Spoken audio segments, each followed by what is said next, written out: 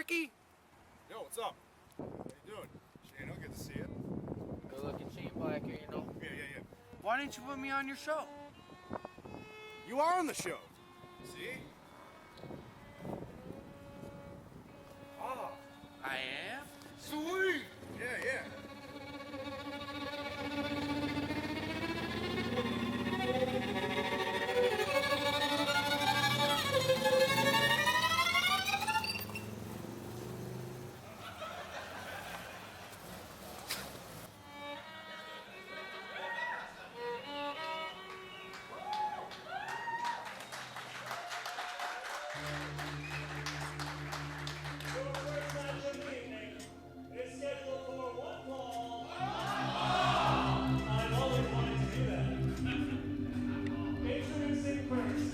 From the Art Institute of Green Bay, Wisconsin, the man known around the world as the System.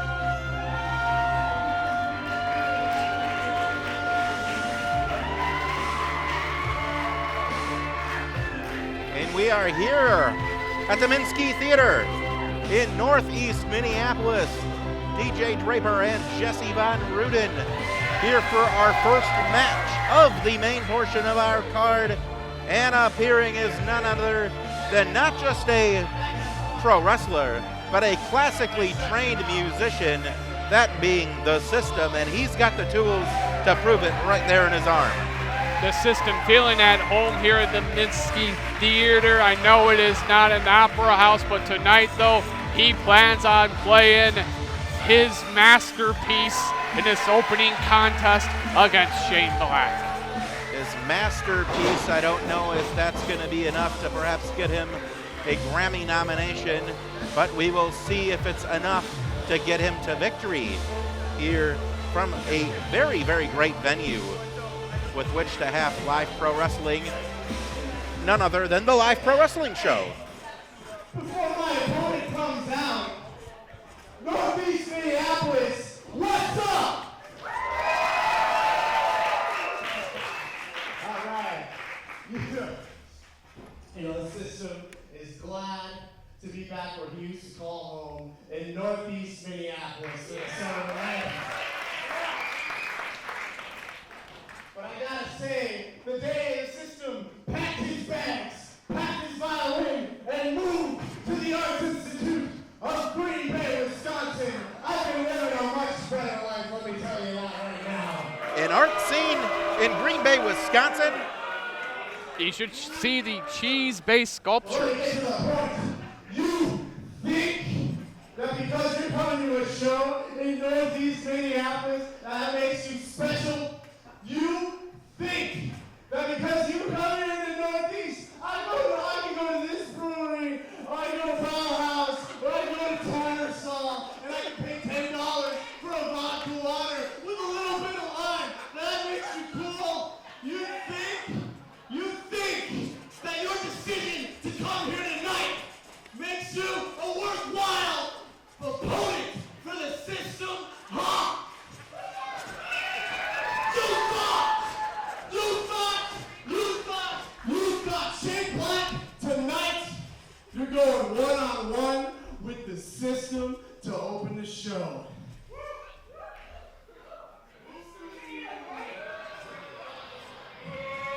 You guys want Shane Black? You guys want Shane Black to open the show versus the System?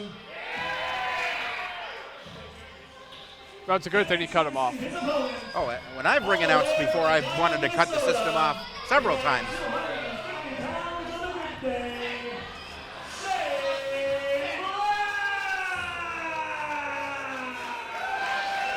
Shane Black, a phenomenal young talent in pro wrestling here in the state of Minnesota, making quite an impact. Coming, as both competitors are, from the Academy School of Professional Wrestling, and Shane Black has showing some intensity as he's getting ready to lock up with the System. You know, it takes a type of braggadocious athlete to actually advertise on his trunks, and he's advertising he's pretty good at pro wrestling.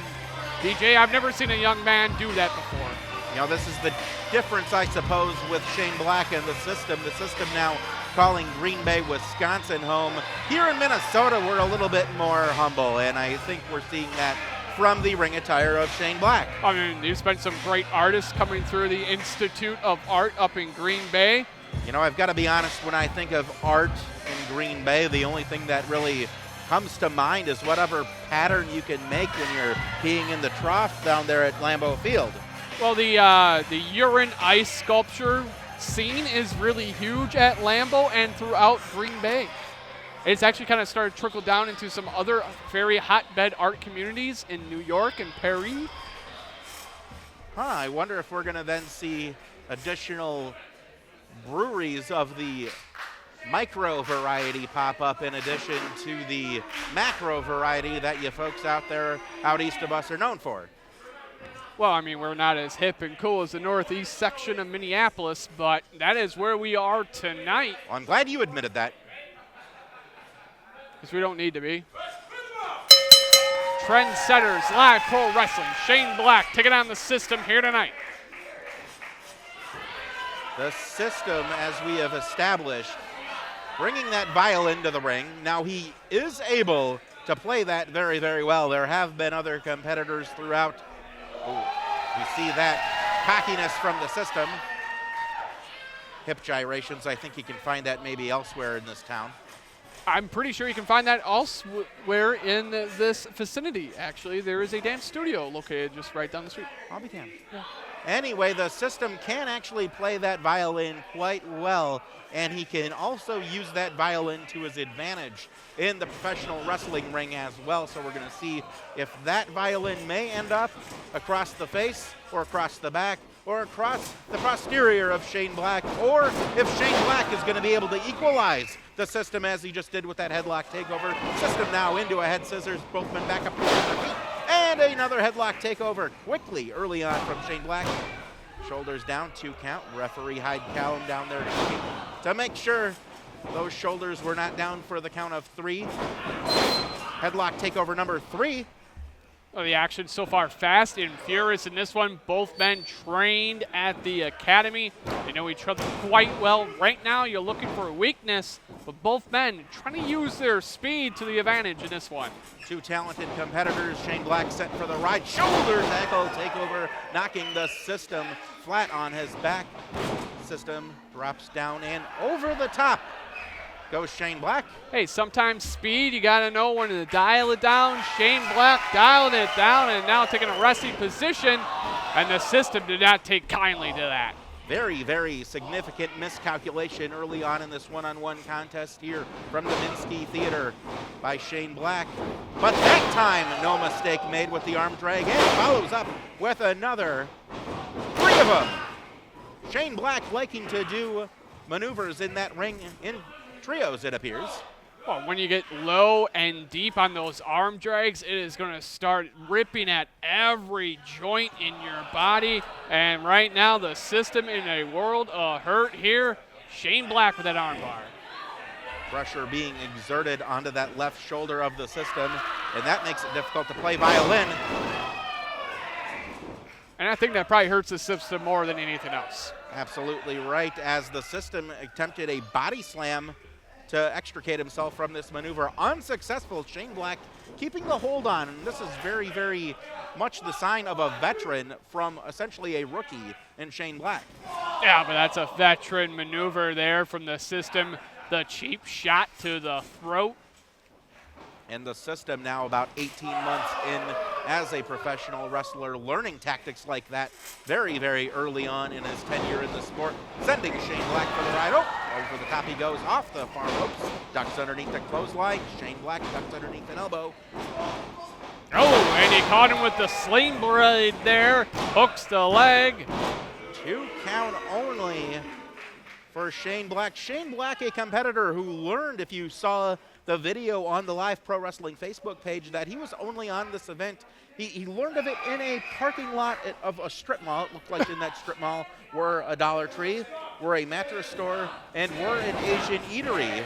And Shane Black confused for someone in the film business, I understand. Oh. As our co-producer here, Terry Spielberg, attempting to get an autograph. Well, you know, Shane Black, known for his dictatorial. Wait a minute, drum roll. He's asking for a drum roll. And there goes the system. There's something to be said for having a house band. Mr. Rogers and the Make Believe Friends joining us here at the Minsky Theater. A little kiss, kiss, bang, bang there. System shooting that right shoulder blade up. This is definitely a different type of vibe for a live pro wrestling show, DJ. You know, in the state of Minnesota, we have a rich tradition of pro wrestling from the Armories all the way up to the St. Paul Civic Center. Oh, that was just too far. Shane Black took high risk to a new level, 18 feet across the ring. You know, the system doesn't even know that he's got himself a golden opportunity now. But he's sure as hell going to capitalize. Taking advantage by delivering that knee right into the esophagus. System from the second rope. Drops the elbow big time there. Cover, hook to the leg. This can do it, Jesse. Ooh, a 2 count. Shane Black somehow found the wherewithal to kick out at 2 there. That was a nasty spill he took on that attempted shotgun-style drop kick off the top. Got to be honest, as impressed as I have been with Shane Black, I'm surprised that he went that high risk that early on and to that length across the ring, and this is allowing the system to continue to capitalize. Well, Shane Black, the director, is actually known for a lot of explosions early on in a movie. Shane Black, the wrestler, tried the same thing. Very unsuccessfully so, as the system continues to be in control of this contest. Jesse, I almost just sent it to commercial break needlessly. But this is live. This is live. We can do this type of thing. Live pro wrestling without commercials or without it being a commercial in and of itself. Russian leg sweep from the system. Quick cover, 1, 2, and the system unable to get that 3 count. The system, man, so fluid in the ring, was able to swing that around to that Russian-style leg sweep, but now finding himself distracted here in northeast Minneapolis. That's one thing you do not want to do if you have a man down on the canvas. Lots of bright lights here at the Minsky Theater. I was starting to think that the system was getting distracted by those, and now he is tuning up the band, literally, if not figuratively, as the band still on the stage. But here comes the system. Okay, no telegraphed. Shane Black fights back with a series of clotheslines. Black now looking for some momentum in this matchup after that missiles drop kick situation. But now the system countering again. Ooh, and caught him with the knee right in the chin.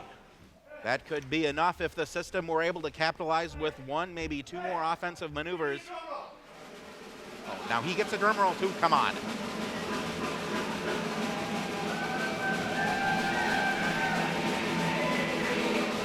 No. Oh! Oh! And Black caught him. Ooh, very, very close near fall. The system got the drum roll and was not able to deliver the punchline. Such is his life. Shane Black looking good in there right now. We also learned on the Facebook page of Live Pro Wrestling likes buffalo wings. He might have indeed had too many of those prior to this contest. I can never have too many buffalo wings. Off the ropes comes the system. Delivers with that spin wheel kick.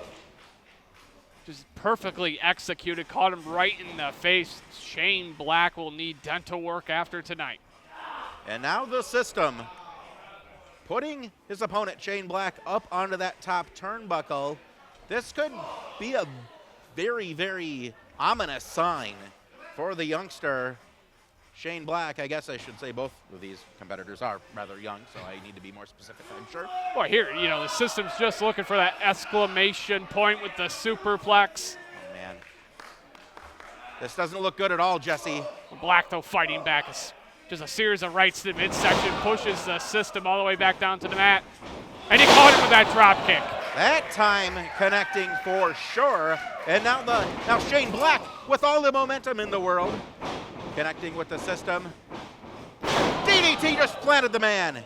Drove over. all of his weight into the mat that time, but somehow, someway, the system was able to kick out at 2. I think our band was about ready to play the victory song for Shane Black. However, Shane Black not victorious. The crowd, the rabid crowd, and now we got Mr. Rogers and the Make-Believe Friends getting into it. Oh, what a headbutt from the system. Sometimes, not all the time, but sometimes can elect to be no nonsense. 2 only, though. You know, I've heard of jam bands before, but never a wrestling jam band. I kind of like it, I gotta be honest. It's not always my style of music, but oh, and when we talk about style of music, things might be getting a bit classical. But that's not the way the violin was designed, though. That is a solid piece of instrumental brutality if he connects. Referee's gotta stop this, and he does.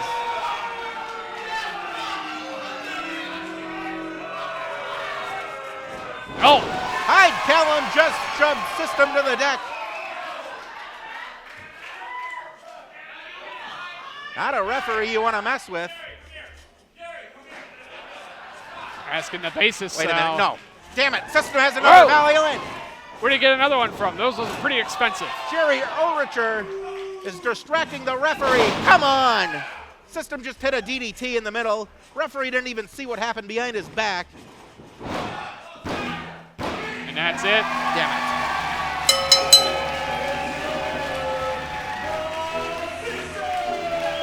The System getting a big W here in live pro wrestling with the low blow DDT combination. What a jerk.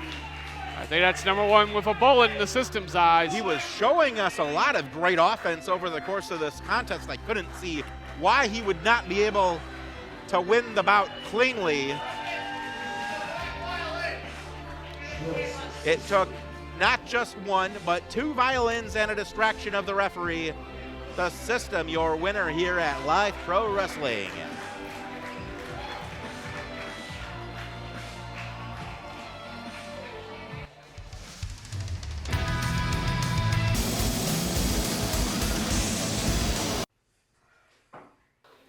Five easy steps I can show you how to be metal, Lord. Darren Corbin. I'm here to do 8 minutes. heavy 8 metal. minutes. You know what's not metal? Making an 8-minute long fucking promo. That's what's not metal. I could barely even watch that. I only got through 1. And come on, if you're gonna play me, Bill, put a little character and personality into it. I'm oozing that out of my pores. And Ricky, if you're gonna be my buddy Lore here, come on, man. That wig? That's not metal. I don't have to. That's metal. Be Darren Corbin. I just have to beat Darren Corbin. And if the Renaissance Revolution can beat Lorben Cometh this Sunday at the Live Pro Wrestling Show, well then Darren Corbin will know that even if the revolutionary Bill Williams can't act, he sure can wrestle. What's one thing that is really metal? You wanna know my favorite metal thing? Yeah, I do. It's when you take a fat and you split it apart and then you crush it! I mean, who is the revolutionary Bill Williams? Hey, Bill, I think Lore wants to fist me. That's metal.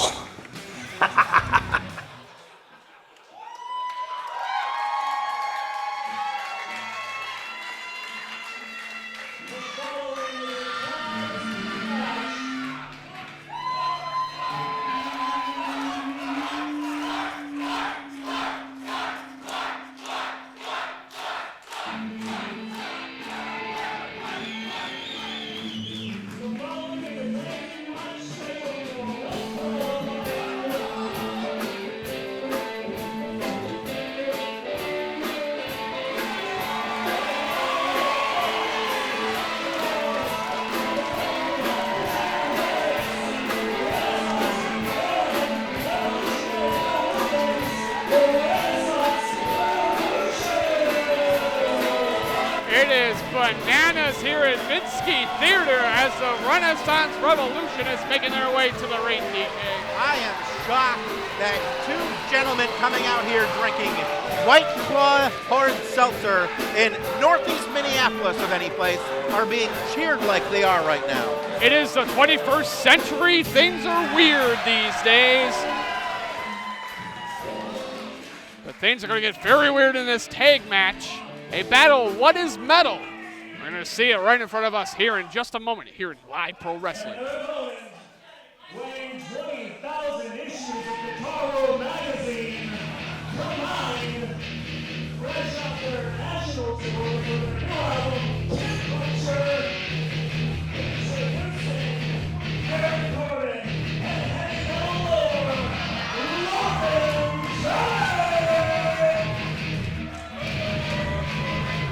And Heavy Metal Lore playing them out.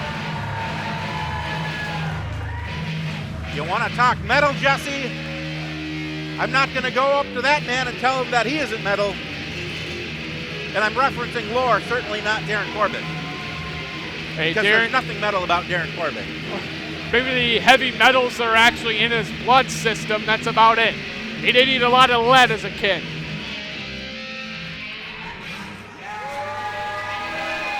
Tag team action. When you talk about interesting tag team combos over the years in the sport of professional wrestling, they don't get any more interesting, I don't think, than Darren Corbin, who can only, I think, be referenced as a bona fide goofball with his tag team partner, Heavy Metal Lore, 300 pounds, coming over looking at me like he's going to intimidate me. Well, you don't have to look too long in order to do that. And of course, an oddball pairing here with Bill Williams and Ricky Noren as well. I mean, these two men have bonded over the arts. They have bonded over their shared love of comedy, and apparently. Oh, and do I get a White Claw? Oh, I have to guard the White Claw. It's not for me. They are in. Okay, well. There's a double wink there. That means I can have it? I'm pretty I don't really sure. even like that stuff, to be honest with you, so it's just fine.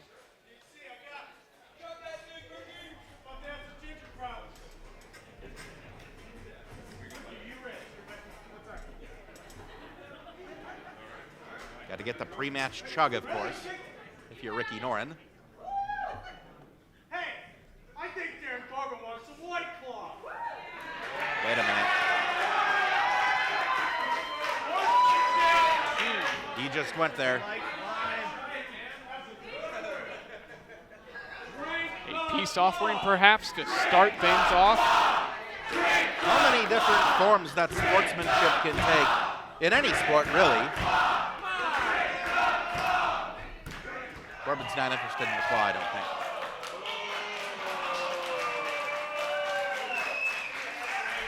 Nice straight edge. You keep things clean here. Called it crappy beer. Incorrect on 2 counts if you are the Renaissance Revolution. Well, I mean, honestly, Darren Corbin being straight edge, everything that he doesn't drink might be considered beer. That's, I suppose, a good point. If we were going to discuss the semantics of alcoholic beverages, I suppose there's no better place in the state of Minnesota to do that than right here in Northeast Minneapolis. And you're a connoisseur when it comes to the Suds, DJ, and I think this match may be right up your alley. Not Suds when it comes to hard seltzer. I do prefer the beers that they do make around this region of the city, whether it be from Dangerous Man or Indeed or 612 or Bauhaus, or there's got to be at least another half dozen of them. Darren Corbin, already a master of crowd psychology, has the fans here at Live Pro Wrestling in the palm of his hand. He also had Renaissance Ricky Noren in the palm of his hand, and now he does literally in both, as he has the advantage early on in this tag team bout from the Minsky Theater. Wait a minute. Bill Williams is getting in the ring. This is not legal. But apparently the referee's going to allow it. And a little bit of the White Claw, the little hard seltzer gets Ricky Norton back in this match. A glug of the Black Cherry White Claw is all it needed. Oh, but Lore now. Good to have friends like that, I suppose. Bill Williams is trying it as well, and I don't think it's going to work that way. No, not quite at all. Oh, big unfortunate turn of events for Lorben Cometh. From the peak of leverage to the bottom of the electric chair there. Ooh! And you want to talk going low. That doesn't get much more bottom than that, Jesse. 69's pretty metal. Is it now? I'll take your word for it. I mean, if I learned anything from the Wild Stallions.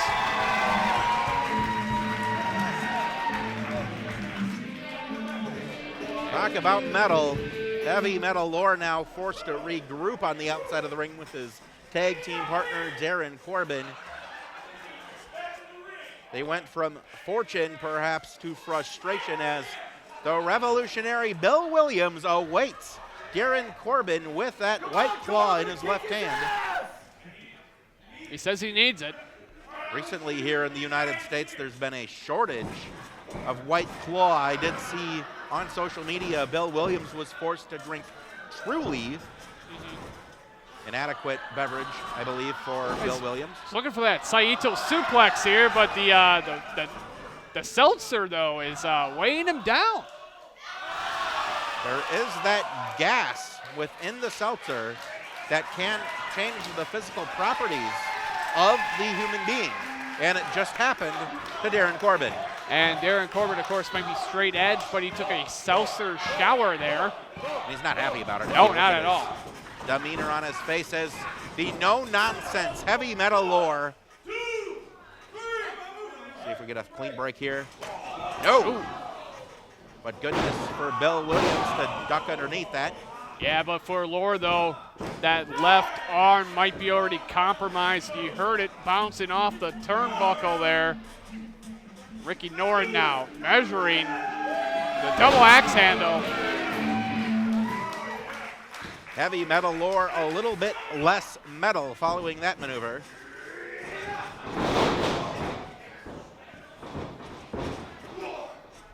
It'd be very hard to play those solos with your arm in a cast. Certainly right. We're seeing double teaming now. Ricky Norton, full head of steam, as is the revolutionary Bill Williams delivering into the buckle. And heavy metal Lore worse for wear from that. You gotta appreciate the tag team stylings here, the Renaissance Revolution cutting off the ring here. Really taking it to the experienced team of Lore and Darren Corbin. Ricky Norton says he is an artist, and we're going to see if he can paint this canvas with heavy metal Lore, but Lore says, I'm bringing you to my corner. And Darren Corbin tagged in. That's where the inexperience of Bill Williams on the outside kind of played to a detriment of his tag team there, as Ricky Norton now getting worked over in the opposite corner.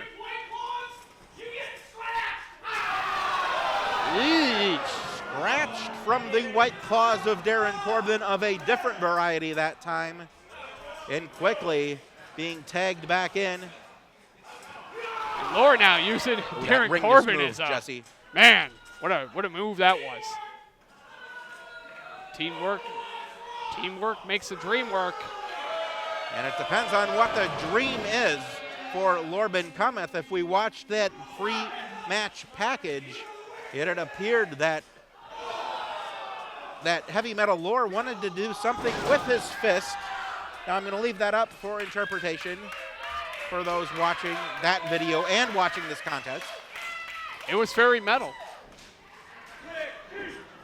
And Ricky Norton set for the ride. Crowd trying to get behind Ricky Norton. A lot of friends in attendance, I do know. Ricky Norton, one of the financial backers of Live Pro Wrestling. Oh, that's public information, we can say that? I believe it is, okay. I believe it is. Good to know. Oh! I'm pretty sure it was all over the videos they were doing on the social medias. Well, I might have just been trying to ignore facts like that on purpose, just so I didn't have them interfere with how we were bringing this presentation to the fans watching at home or watching on their cars or watching on an airplane or wherever you may be joining us. We're so glad. Yeah, Darren Corbin telling him not to play Barracuda. But he's found something he can stomp to here. The band, Mr. Rogers and the Make Believe Friends, continuing to play part of various equations on the live pro wrestling show. Stomps the wrist now. Going to be very, very difficult to lift that white claw from the right hand for the Renaissance Ricky Noren. Quick tag made to Heavy Metal Lore, who is a rested big man. Now this is one area in which being a bigger man with the lack of cardiovascular conditioning that just inherently comes with having that massive frame. You get a breather on the outside of the ring, but right now it looks like it doesn't matter. Renaissance Revolution might be taking advantage of the double team. Yeah, Noren needed to make the tag there, and of course he did not. Give me something in the key of death! The key of death? Possibly dropping him there with that sidewalk slam. Oh, the key of death, not enough to get the victory for Heavy Metal Lore and Darren Corbin.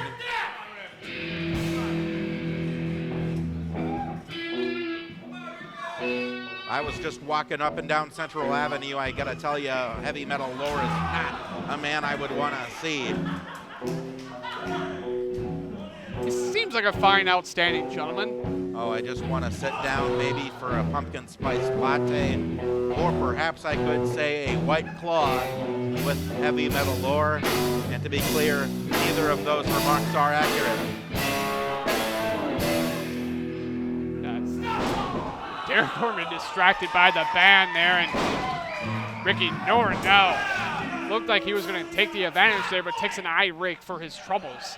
Ricky Noren has been in that ring as the legal man for quite some time, as both members of Lorben Cometh have been able to make quick tags to one another in and out. Oh, counter right into the sleeper.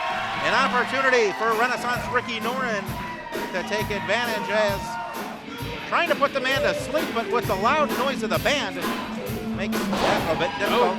Both men colliding, and it's not a good night if you're Darren Corbin when it comes to lower extremities. It's 2019, don't judge. There's the tag. Comes Bill Williams. Big clothesline from the Revolutionary Bill Williams, and you talk about lower extremities. Not so good there for Lore, and again, the punishment to Darren Corbin. Yeesh. Not the way you want to spend a Sunday night here with your best friend. Certainly not. Both men of Lorben Cometh. They need to adjust, shall we say. Ooh, white claw went flying from that. Darren Corbin with the elbow. Whoa, that time the boot caught. Ricky Noren now. Woo. What's in store for Darren Corbin? Oh no, right over his backside. Looks like some slip and slide action. Oh my goodness. The white claw inspired offense of the Renaissance Revolution. I don't know whether to be impressed or terrified by what we just saw. I think it could be both. Oh no, Williams and Lore are over by us, and this does not make me comfortable at all right now. Oh, a little masterful stroke there. Corbin going over Noren here. But you got to remember, though, Bill Williams is the legal man in this matchup along with Darren Corbin. Very good point, and in the condition that Billy Williams is in, does not look good for him right now. Darren Corbin perhaps going for a ginger snapping. Oh! White claw to the eyes. That's gonna sting like an SOB. A white claw mist of death, but Corbin, though, trying to get his eyesight back here, has found the axe of Lore. I don't know if our cameras are picking this up very well. It is Bill Williams and Lore on the outside of the ring. And on the inside of the ring, the referee's back is turned. Wait a minute. Ricky Norton says he hit him in the stomach with the guitar, but clearly he didn't. Referee calls for the bell. And I think Corbin has been out-Corbin. By any means necessary.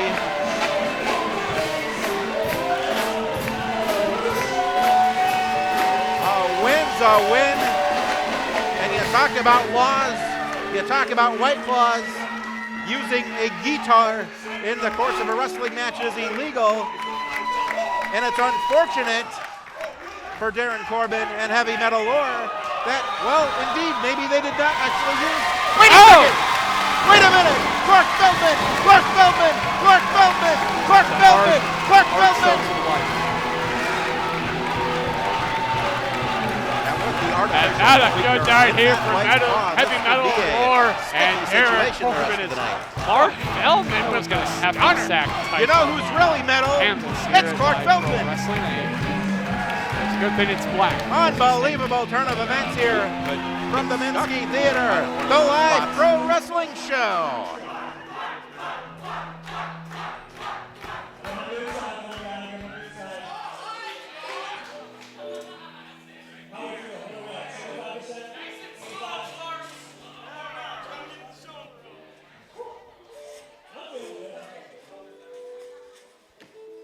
Are you ready for some more mayhem? Are you ready for some more carnage? Are you ready for some more promo videos? Let's roll the tape!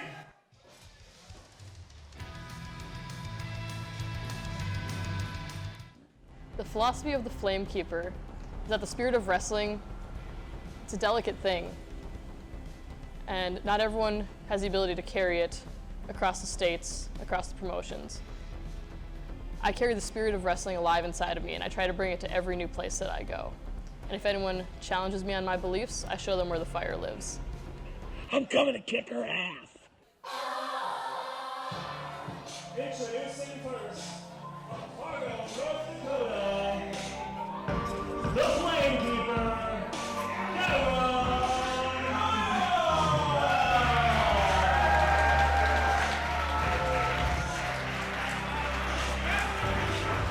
Talk about, wait a minute.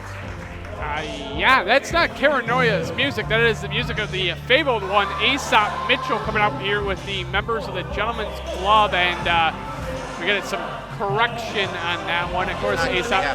Yeah, Aesop Mitchell, of course, in the. Aesop Mitchell here with two men who I've met before, but Maverick Boone and Hendrix. I think there was a I knew. Danny Danger, the ring announcer.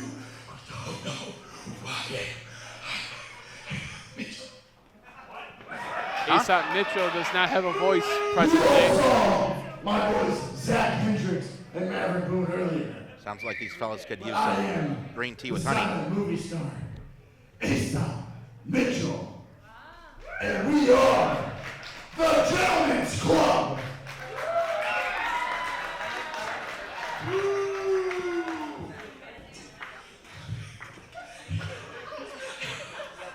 What? And everybody knows the Gentleman's Club soon will rule professional wrestling in the Midwest and around the world.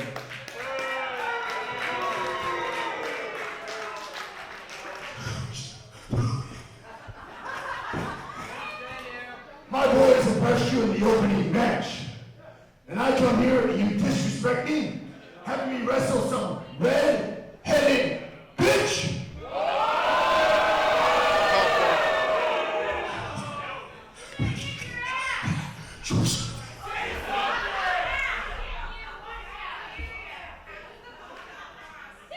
Women wrestlers don't belong in the ring with male wrestlers.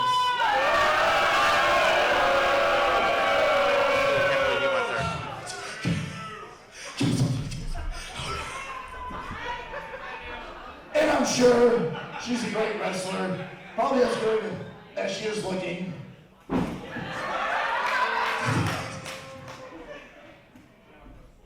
Neither her looks nor her wrestling ability can stand up to that of me, Aesop Mitchell. Hashtag time's up!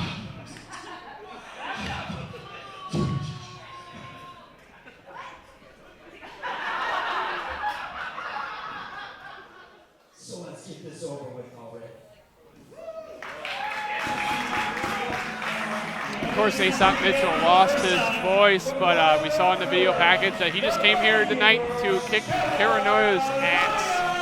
Well, thank goodness for us that we had the other members of the Gentlemen's Club here able to interpret, if you will, for Aesop Mitchell, as we see one of the most talented women's wrestlers anywhere in the country, I would say right now.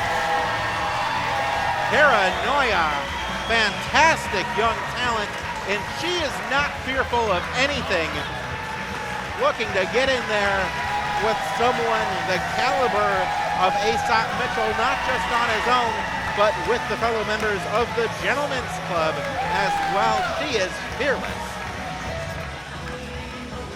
She might be fearless, but she carries around that spirit of pro wrestling. And no matter where she goes, there's always someone looking to snuff it out. And tonight, that person is Aesop Mitchell here in live pro wrestling. You have to admire the absolute courage of Paranoia. And we do have to note that the views expressed by the Gentlemen's Club and Aesop Mitchell are not certainly those of the individuals responsible for bringing you this event tonight at Live Pro Wrestling. We welcome all wrestlers of any type here, of any gender, or of any other demographic background. And the action's kicking off right away. A series of arm drakes here from Paranoia. Paranoia proven early on why she is ready to get in there with the boys and get the job done. You gotta be careful here. Precarious position. Bulldog headlock delivered by Paranoia. And Aesop Mitchell going face first into the mat. It's a good thing he's got that facial hair to protect his fall. Aesop Mitchell thought that this was going to be an easy night at the office. Paranoia! My goodness, Jesse! Throwing caution to the win, a 3-for-1 special there with that suicide dive. You know, we have to make note of this. This is a woman getting in there with not one but three sizable men, and she just took all three of them out. Shoots the half, cover, hook in the leg, two, and wait a second. That time Boone was able to break up the pinfall attempt, and it looks like Boone and Hendricks might be a few short moments away here from getting kicked out, but of course they're using their numbers advantage here. This is BS. Going right after the throat there of Paranoia. Silent movie star Aesop Mitchell now laying in the boots. Referee's got to keep a close eye on Hendricks and Boone on the outside of the ring, and he's striking a woman. But it is intergender rules, but this action on the outside we cannot condone at all. Of course we can't condone it, and I don't know how these two can look at themselves in the mirror when they get up, knowing they're treating a woman like that. Well, usually they're looking at the mirror as it's resting on a coffee table. Oh God, you know, that's a fair point. Oh, look at this. Yeesh. Paranoia's planted. There's no recovering from that, Jesse. It's The just guillotine choke into that spinning DDT. Paranoia kicks out at 2. Don't know if that was instinct or ingenuity on the part of Paranoia. Thought for sure she was going to be out for the 3 count from that. Neuer, though, trying to fight back here, but Aesop Mitchell a little too much there. Just muscles her right back down. Wish the referee would give the admonishment from the use of the hair. Center to the outside again. Turn around, referee. Come on, this is just too much. Hendricks and Boone now just laying it in. I hope the Minneapolis Police Department's at least here to maybe at least do something about this. or if not an usher, or a security guard, or some personnel to put a stop to this. This is a triple team, for goodness sake. On a woman. One finger pin there. Now we are in Northeast Minneapolis, perhaps the most progressive part of the state of Minnesota, and we don't have a problem at all with women mixing up with the guys, but it gets to be a point where it's just too much. And the punishment being delivered right now by Aesop Mitchell. Cover, hook of the leg 2. The extra force on that power bomb coming down with Caranoia there. Aesop Mitchell is out for blood here tonight. Oh, and I wouldn't put it past Aesop Mitchell to make Caranoia bleed here at the Minsky Theater. If not him, certainly his compatriots in the Gentlemen's Club. Not a good spot if you're Caranoia here. Aesop Mitchell looking to superplexer straight into oblivion here. Wait a second. Caranoia continues to fight back with a forearm. Fighting spirit of Caranoia on display here. The spirit of wrestling into a Huracan Rana takeover from Caranoia. Big double axe handle smash there from Caranoia. Another one. Caranoia with the deck stacked against her. Follows up with that side suplex.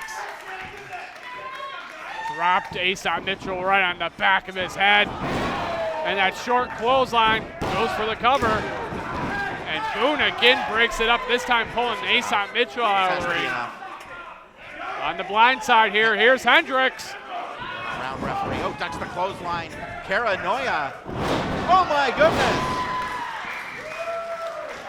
All the adversity you put in front of Caranoia, she's taking it in stride. Oh! Face first into the canvas. Goes Maverick Boone. But Aesop Mitchell now. Oh, wait. Went low, it didn't work. Caranoia went low, it worked. Fisherwoman suplex. That's it. She got him.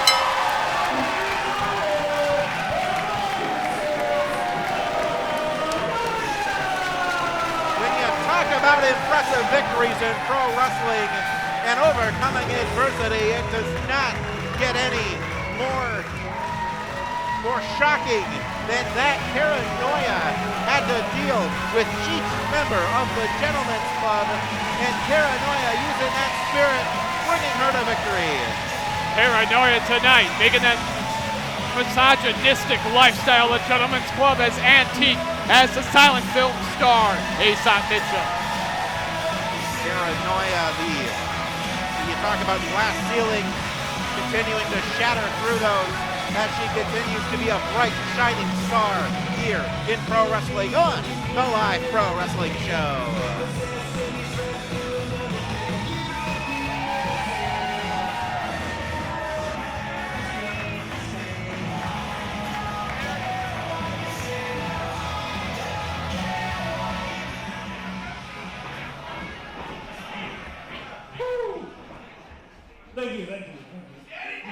Thank you, Danny Danger in the house. Are you ready for some more action? Are you ready for some more destruction? Are you ready for a brief intermission? Yeah, I thought so. My voice is, anywho, we're gonna take a brief intermission. Thank you. You get it. You understand?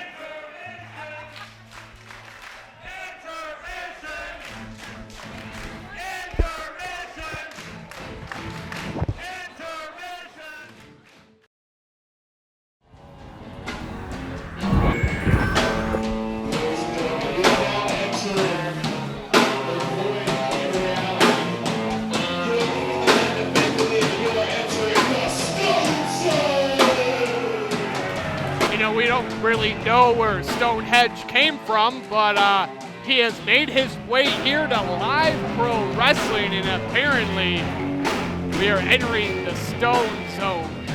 A talk show that can only compete with the likes of Maury Povich, or perhaps Jerry Springer, or maybe even Ellen DeGeneres. You know, whatever angle the Stone Man will be taking on this one, I'm almost afraid where we're going. It's beyond the Twilight Zone, I can tell you that much, DJ. And with a live studio audience, it's only going to be tons of fun, right? Oh, there no might doubt, even be no prizes. doubt. Is there a prize underneath your chair, DJ? I'll have to look. But of course, I'm tethered to this headset, so I'm unable to at this time. And he has brought out a monolith as well.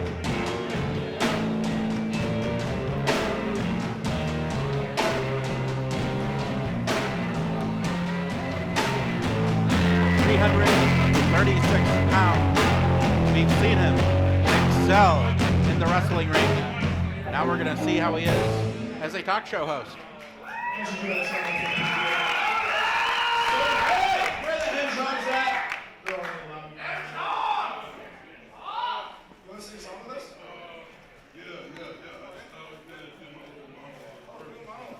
Welcome everybody to the first ever live edition of the Stone Zone.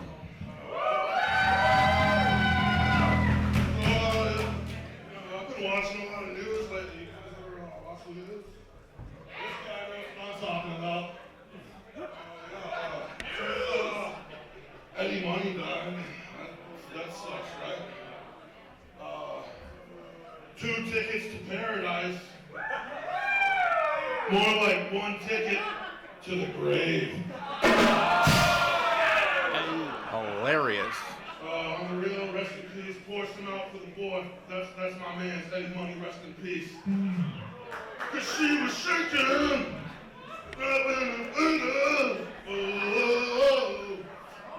Won't be doing much shaking anymore. Yeah, on the real though. Very, very sensitive. You're either a shaking guy or you're a paradise guy. You know what? I forgot to bring a guest. So I got my man Jerry Allricher.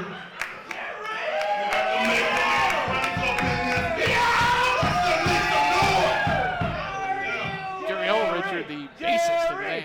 Jerry!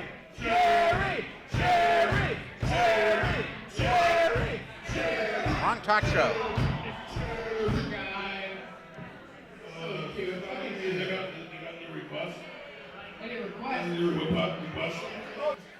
You think music's dead? You're just not listening hard enough. Because we got Jerry Allricher. We got make-believe friends. Mr. Rogers! Mr. We still got wrestling coming up, Stonehenge. Well, there's also his other television show. I don't know if you remember.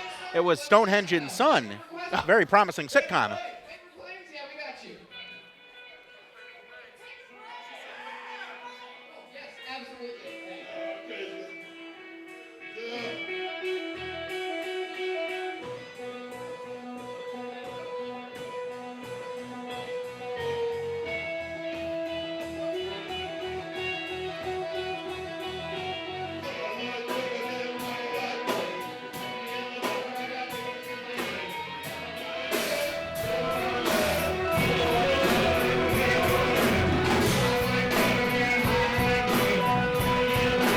You know, I think Stonehenge got into the rest of the White Claws in the back. Was it White Claw or was it fortified wine? I know they're into that around here. Maybe some bathtub gin. Ooh, that sounds nasty, yes.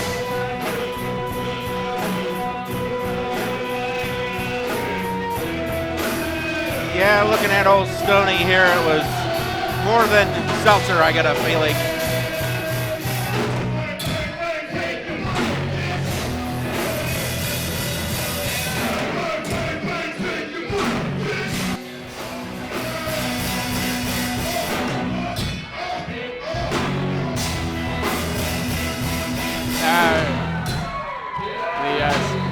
He has found the worm. I got a feeling this act is going to be selling out arenas across North America before we know it. You know, I'm going to send this tape to the station manager of the station I work for. We're going to pick up the Stone Zone. Oh, I'm sure you can find 3 airings a day on your station. No problem. I'm thinking prime time. Back to back to back.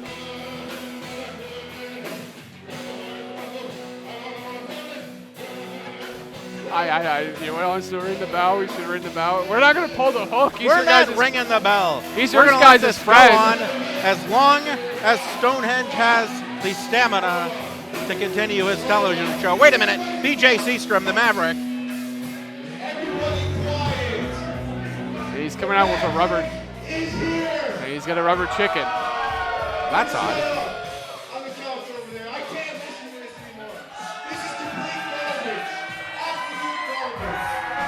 Russell Rogue making his way out here as well. Oh,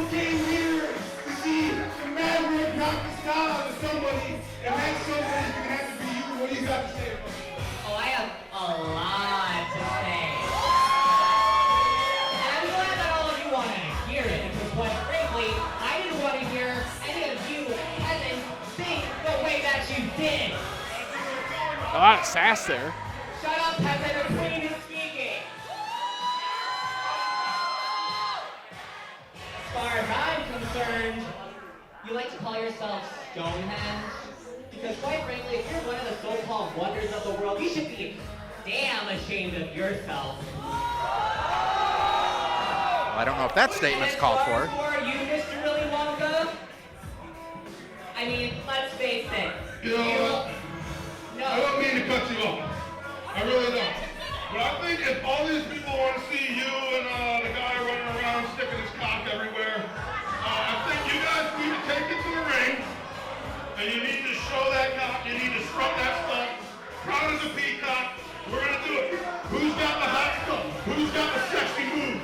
Right now, we're going to go in there, superpose down 89, brother. Let's do it. You're on.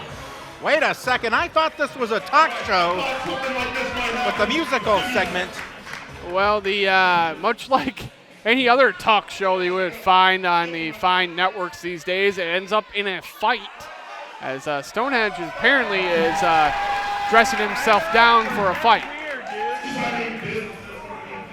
And Stonehenge says he cannot fight with his pants on. So now he's going to take a half hour to extricate himself from the slacks. It's always a difficult decision whether or not to wear slacks while wearing wrestling boots, because you find yourself in a situation like this. And Jerry Ulrich are coming to help as well. As you had said, Jesse, the basis of this band, Mr. Rogers and the Make Believe Friends.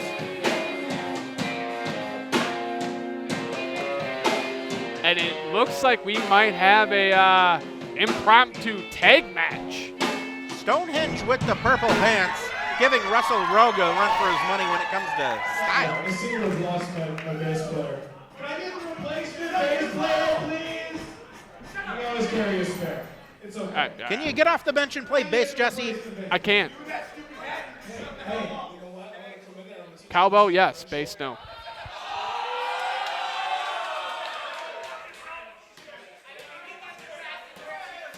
It's going to be an interesting pairing of the Maverick and Russell Rogue. With that chicken. I do not understand this at all. He just threw it at a fan, him being BJ Seastrom.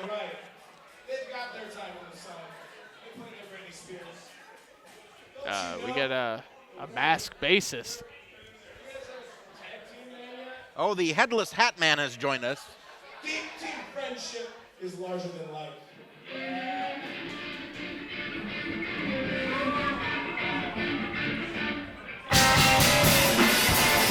I guess you never know what to expect here in live pro wrestling.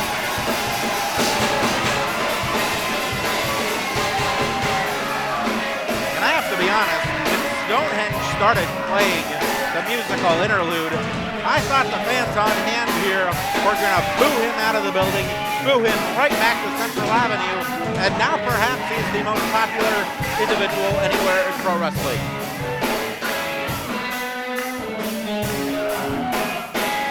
Friendship is magical. It's going to be interesting. Oh, Orator ate dirt that time.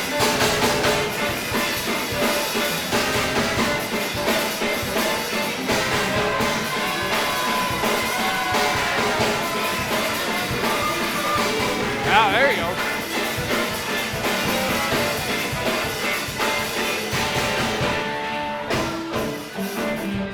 All this appears to be missing as an official to be assigned to the contest. Or else we could have a bona fide tag team bout here. Here we go. Here comes Clark. Right on cue. You know, I don't think Clark was expecting this one when he got his assignment tonight with Live Pro Wrestling, but an official's official stepping up to the task here. Well, let's be honest, I didn't think Clark Feldman had expected to deliver that Feldman stunner to Heavy Metal Lore either, and he did so. Not just that, but immediately ran out with the rag to clean up all the White Claw off the canvas. He's a professional's professional.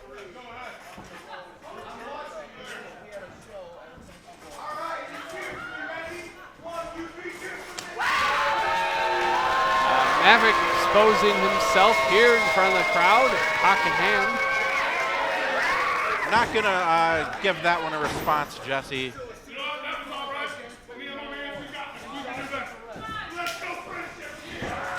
Friendship now. This is what it's all about. Sportsmanship, friendship. But Rogue and the Maverick jumping friendship here. You know, I thought we couldn't see a more varied tag team combo than Lorbin Comet. However, right now we are perhaps witnessing the second most odd pairing, that being between Russell Rogue and BJ Seastrom. Seastrom and Stonehenge colliding in the middle of the ring there. These two Brahma Bulls just trading blows. Stonehenge making BJ Seastrom look like a cruiserweight almost. Both of these guys topping out at 6'5", probably 275, 250, 90. Stonehenge 336, BJ 280. And he's just a little baby in there with Stonehenge. Looking for the choke slam here. Can he get him up? No.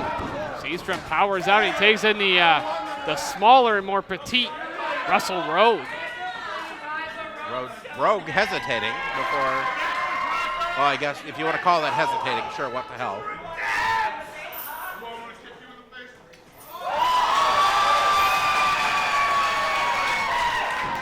Oh!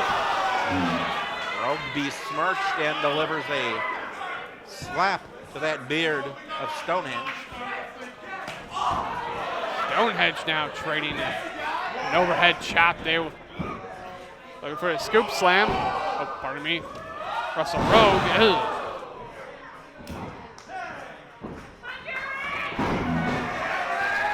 And now we're seeing Jerry Ulricher enter the ring. And, body slammed right on Rogue, who gets a 1 count for his efforts. Again, we are from the Minsky Theater, Central Avenue, Northeast Minneapolis. So glad you are with us here to get the, I guess we will call it the encore presentation of the Live Pro Wrestling Show. If you were not here with us on this night of September 22nd, 2019, you certainly missed out, but we're glad you're with us now as Russell Rogue in there with BJ Seastrom teaming up against the team of Jerry Ulricher and Stonehenge. The genesis of this bout was indeed the tag team, or not the tag team, the talk show segment, the Stone Zone, featuring some great live music as we're witnessing right now with the band Mr. Rogers and the Make Believe Friends continuing to play on as the in-ring action continues. You never know what you're going to get when you attend a live pro wrestling show. And this, of course, was not on the show rundown earlier. And Stonehenge now working over Russell Rogue here. And poor Russell Rogue indeed. He's got to be a $130 soaking wet. He is just drilled into that turnbuckle. Being drilled and manhandled. Russell Rogue now on the receiving end of a double team. Jerry Ulricher delivers with the elbow, utilizing the services of his tag team partner as a springboard. And now the tables are turning here. Oh. That worked out just the same. Oh, Richard, each not make a good table there. Russell Rogue is compromised. Yes, compromised in several different ways, none of which we need to go into in very much detail as Rogue tries to fight back against Stoney. Stonehenge now. Good side headlock. Oh, just a blistering blow there. Remember, it was not Russell Rogue's choice to tag into this match. It was indeed BJ Seastrom who made the tag to make Russell Rogue the legal man, and he has had to deal with so much punishment from the team of Ulricher and the power of Stonehenge. Chant of Jerry now echoing in tandem with the drums here at the Minsky Theater.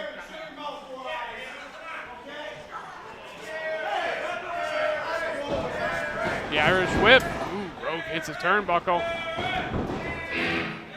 Clothesline from Jerry Ulricher, who has an opportunity to capitalize. We'll see if he'll be able to do so with Russell Rogue dealing with so much punishment, but he returns with that elbow. Russell Rogue just pulled him down that time, but the dreads hooks the leg. That would have been an upset.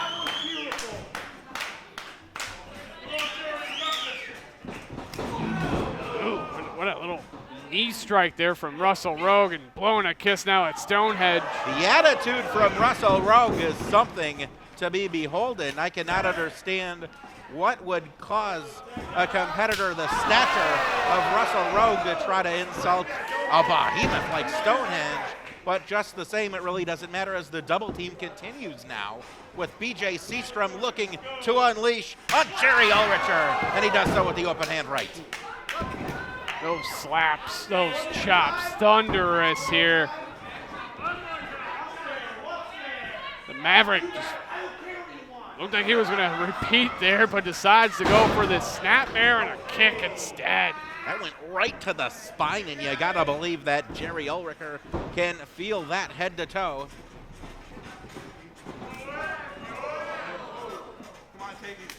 And now Rogue being tagged back in after a rather brief time frame as the non-legal man. Double knee. To do it, no, 2 count only. Ulricher's got to make a tag here. You got to get Stonehenge back in this matchup. He's taking a lot of punishment. And BJ Seastrom rather frustrated that Russell Rogue wasn't able to finish the job off with that maneuver. Rogue sent for the ride. Or Rogue actually sending Ulricher for the ride, rather.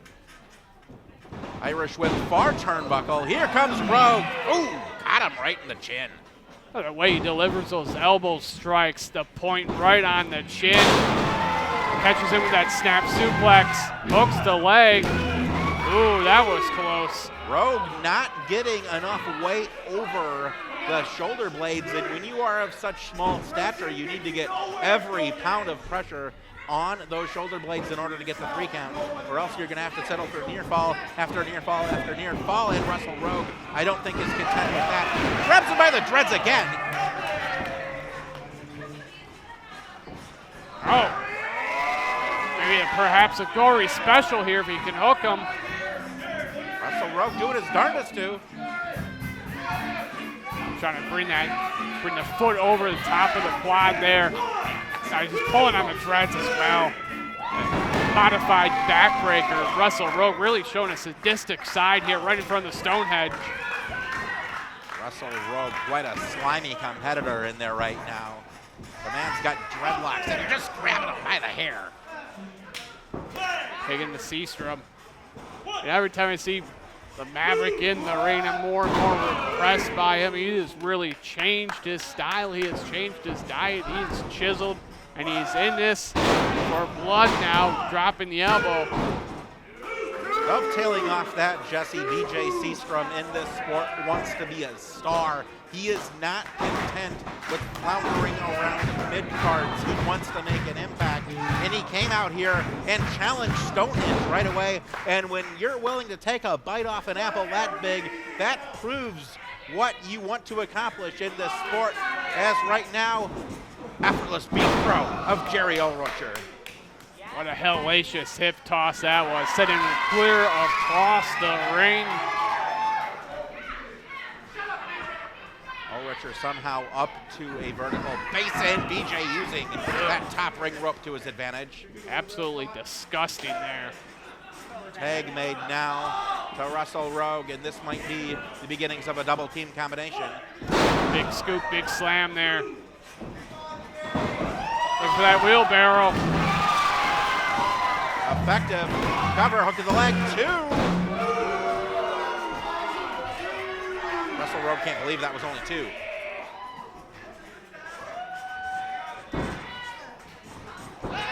Grabs him by the dreadlocks again. Referee's gonna have to do something about that at some point. Oh, knees again to the chest. Rogue's offense using the point of every appendage. When you lack size, you're certainly able to make up for it in other ways, and Russell Rogue doing that right now. He spiked him on his head with that DDT. Again, a near fall.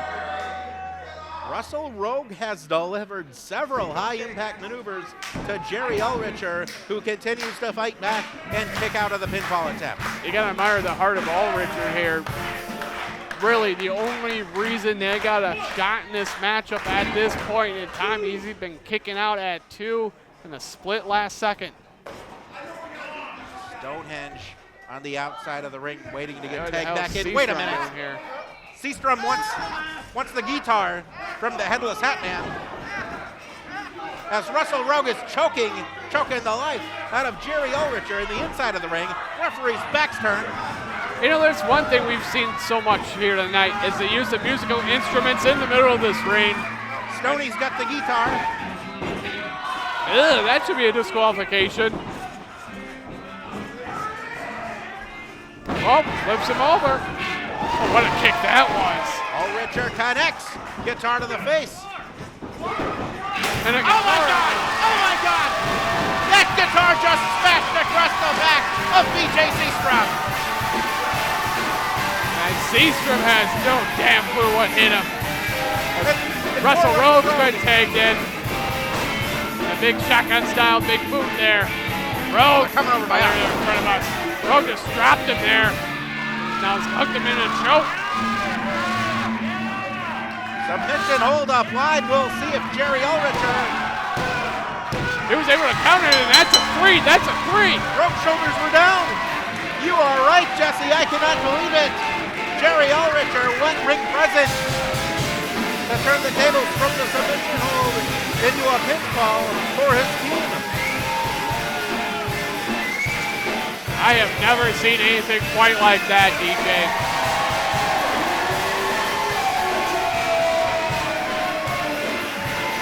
Expect the unexpected at Live Pro Wrestling, and there's a mic stand right in the crowd. That and referees with their backs turned seem to be the theme of tonight's Live Pro Wrestling show. Ulricher, Stonehenge, tag team victory here at the Minsky Theater.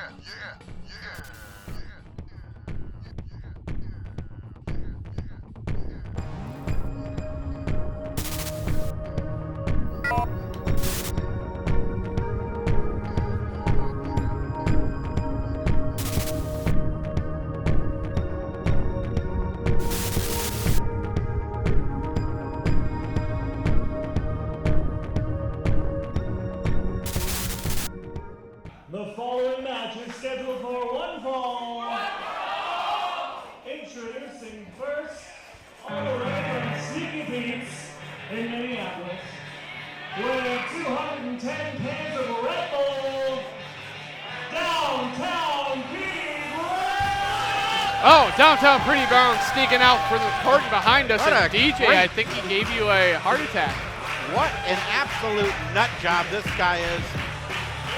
No one likes anyone who hangs out down at Sneaky Pete's unless you just have to, unless the next light rail train is more than a half hour away. In that case, okay, fine. Stop in for a quick beer. Even then there are other options within walking distance, but no one needs to go to Sneaky Pete's.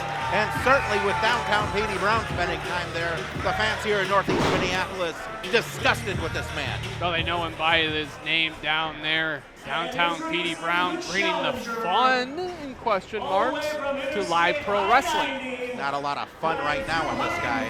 50 pounds,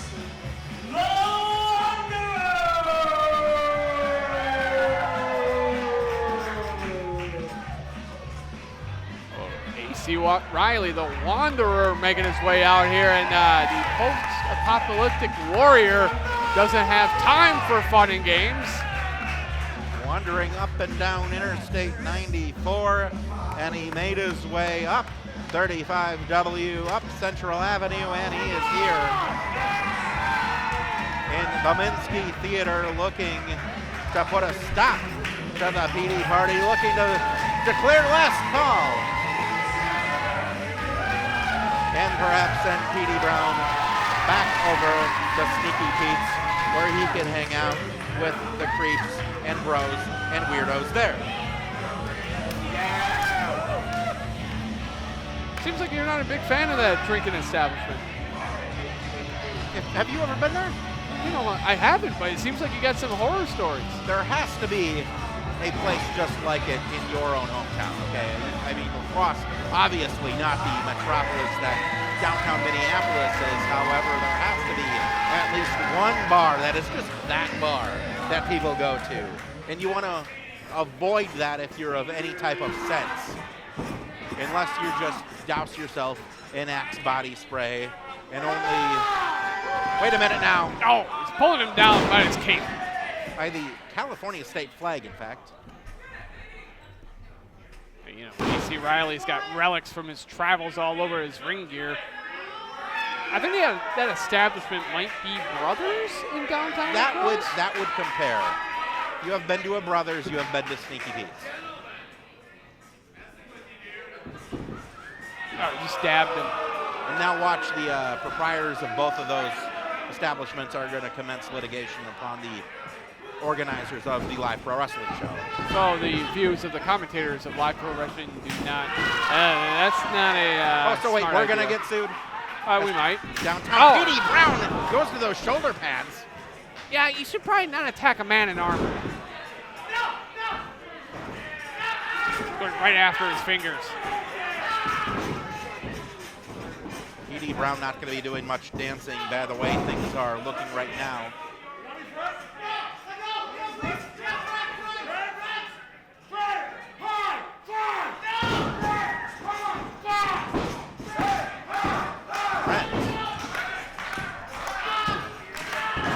They just gave him a double high five.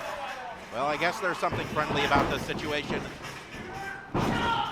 Reverse atomic drop. And kicked him right to the head that time. This match now officially may be able to get underway as AC Riley taking off that rather interesting ring attire.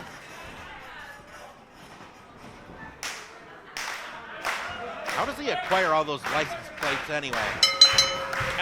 You know, burnt out husks of cars. You've seen the movie Mad Max, right? Oh, okay, that makes a little bit more sense now. Petey Brown here may be able to barely remember to renew the tabs on his own license plates if he continues to get pummeled by AC Riley like he is right now. Oh, he's going to get involved here.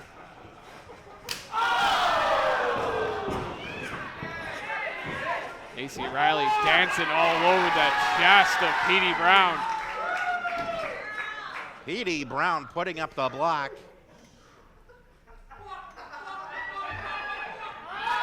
I'd put that long enough. I have that problem too in most Street Fighter games. I'll put block, but it doesn't work that way. Well, certainly not the real street fights, I'm sure, Jesse. Oh, those ones I just totally avoid.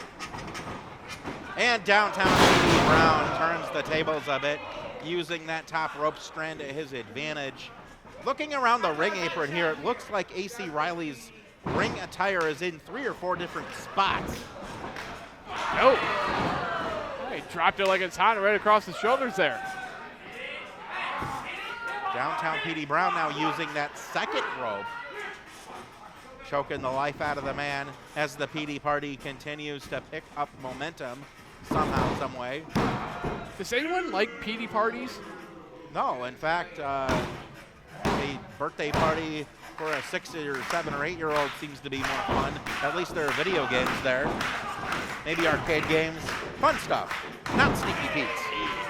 Dropped an elbow right across his kidneys that time.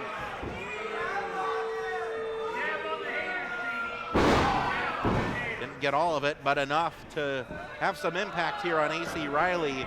Downtown PD Brown has to be giving up in excess of 100 pounds.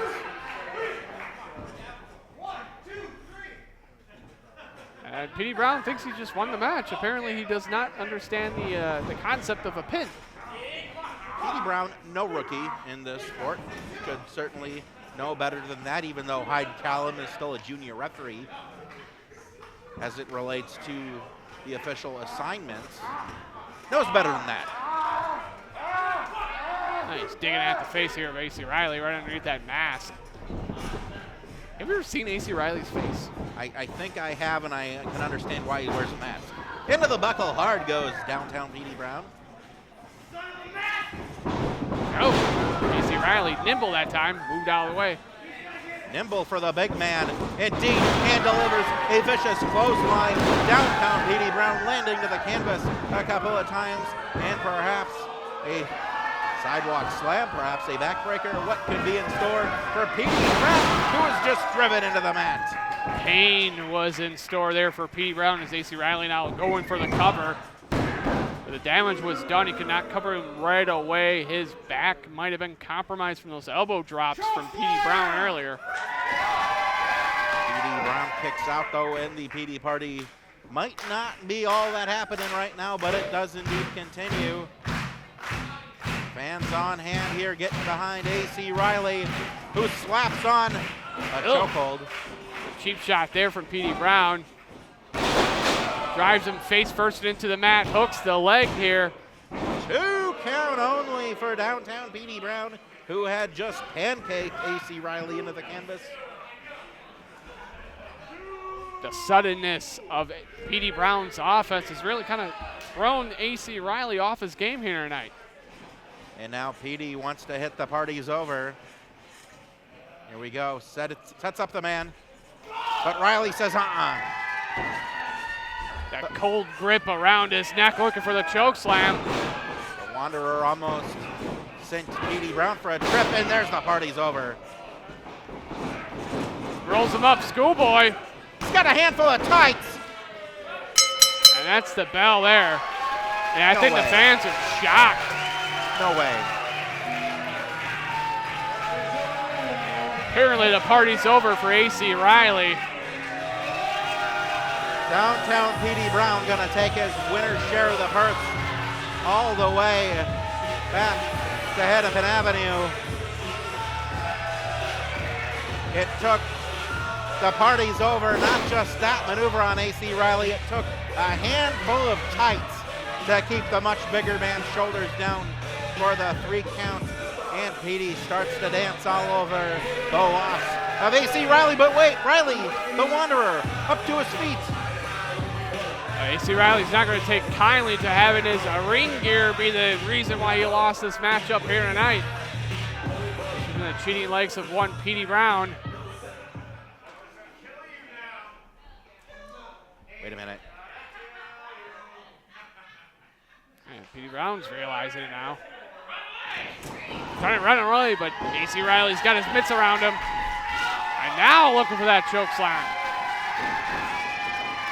AC Riley just discarding of Downtown PD Brown like the bouncers usually do of PD at the end of the night.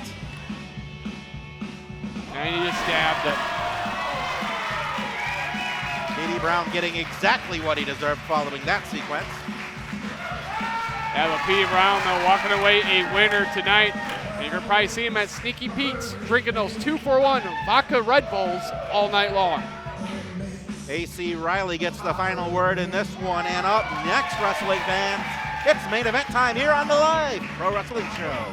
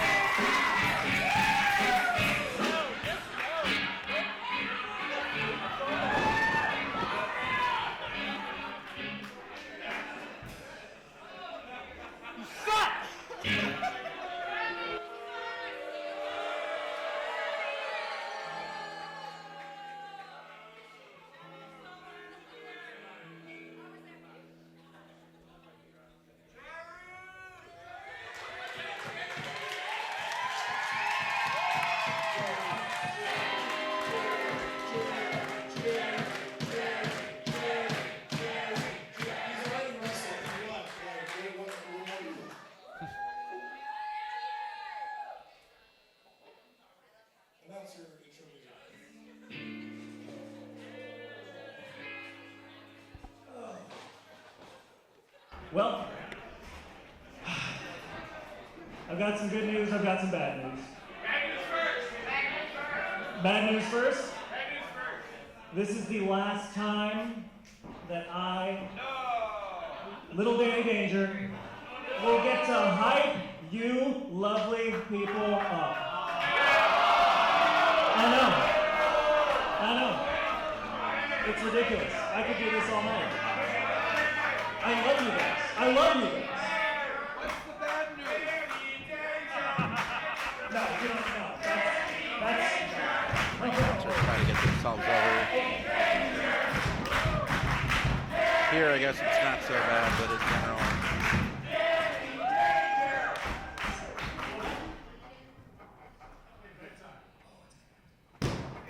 The good news is it's main event time! All right. The following match is a fatal four-way. There is no disqualifications. Here's your ref, Clark Feldman.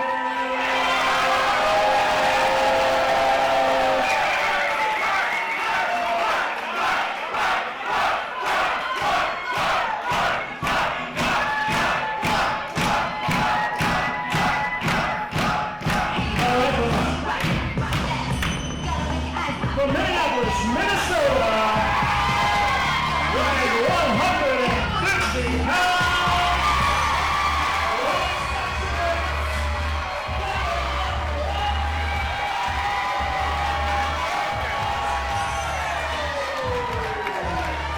Main event time here, Live Pro Wrestling. Devin making his way out here first in this fatal four-way matchup.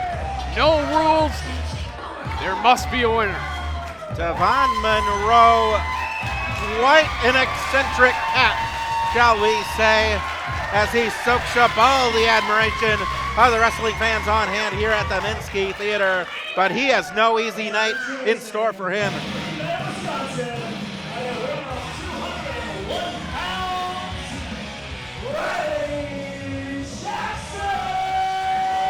Talking to some of the best up-and-coming wrestlers on the scene today, including one Riley Jackson. Certainly quite a great deal of potential from this young man, though sometimes, as you see that attitude right there to the guitarist. He's ducking over lids. I should probably hold on to mine. Sometimes I think Riley Jackson thinks he's a bit better than he actually is, and there is a lot of upward mobility for this youngster, but he's sure got a hell of a lot left to prove in this sport, and we'll see what sort of statements he'll be able to make as he goes up against three accomplished competitors. Riley Jackson just recently returning from England. He had a small tour over there. I asked him how he enjoyed it. He said it sucked. Well, you know what? If you really want to go out there and make a name for yourself, well, how insulting to our ring announcer, Danny Danger. I think it's probably the first time it's probably happened to Danny Danger. It probably won't be the last time. I mean, if you're going to go to Europe, you're going to go to Japan, you're going to go to Mexico. Yeah, the toilets might not always be the best, the food might not always be the best, but you got to take advantage of the situation and soak up that exposure and really look to get to that next level. And we'll see if Riley Jackson is able to do that here. And speaking of going to make a name for yourself, this is someone right here in the part of Oren Veit, the Wizard King, takes on all comers and wrestles in all sorts of situations. Situations involving glass, situations involving barbed wire, situations involving light tubes, and even recently situations involving beds of knives. This is one sadistic individual. Oren Veit has made a name for himself in the death match field. The reigning defending champion over in ICW of Milwaukee. This man, he's a game changer. He has took a chance on himself, and he's proved to be a master of his craft no matter how black it is. Important to note, this is a no disqualification contest, this fatal four-way. And fatal indeed could be the case for one of Oren Veit's opponents. As Oren Veit, could he be going deathmatch here tonight? And by going deathmatch, I don't mean tables, ladders, and chairs. I mean some of those other materials I was just speaking of. Well, some men might go deathmatch, some men will go intergalactic tonight, including the Atomic Super Thunder Frog. Very important distinction, not just the Super Thunder Frog, he is the Atomic Super Thunder Frog, coming to us from the galaxies, and as always, has the Hammer of Peace with him. One of the most popular pro wrestlers in Minneapolis today. Oh, not just in Minneapolis, Jesse. No matter where you go across the nation or throughout the galaxies, Super Thunder Frog gets an outstanding ovation.